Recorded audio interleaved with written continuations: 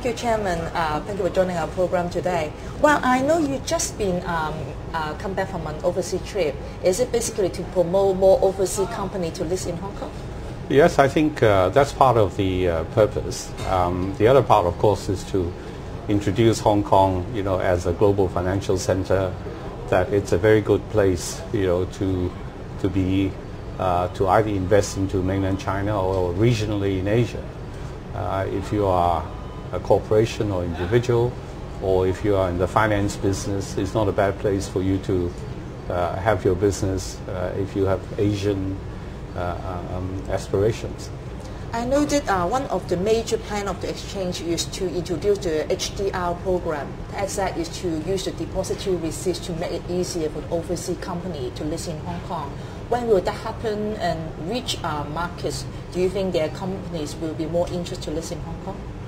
Well, over the past 18 months, 2 years, in our visits particularly to emerging economies, we found that some of the regulations or government policy was actually discouraging companies listing their shares overseas, but that there was far less resistance if they did it by way of depositary receipts. So I think with that, we came back, and the listing committee then looked at and did a whole consultation process and decided that it was worthwhile because the expense and the formalities were minimum to actually introduce DRs into Hong Kong, like they have in New York and in London.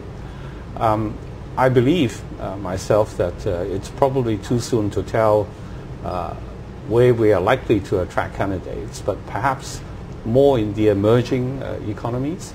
I don't rule out the more mature companies from the more mature markets, if they want to raise their profile in Asia, to do DRs in Hong Kong.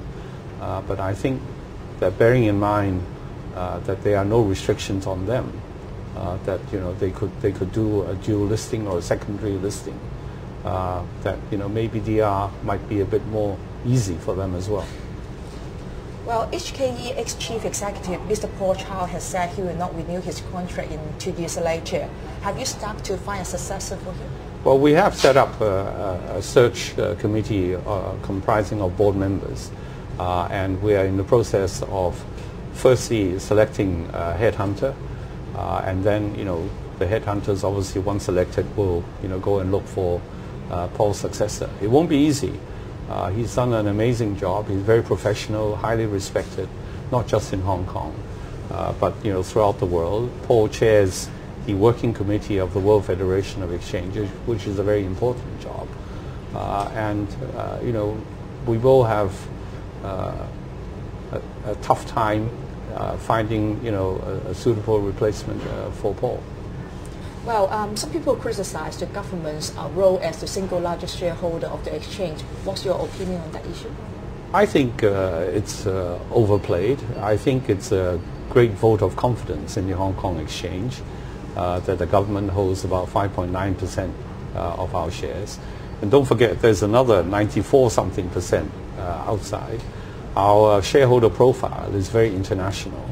And I think from that point of view, I think the government, I would like to think, has made a good investment and hopefully will support us as a shareholder. Government policy for the overall financial market aside. Finally, can you give any tips to our investors? Well, I think I've been saying that you should always know your company, know your industry, know your markets, know your own investment objectives.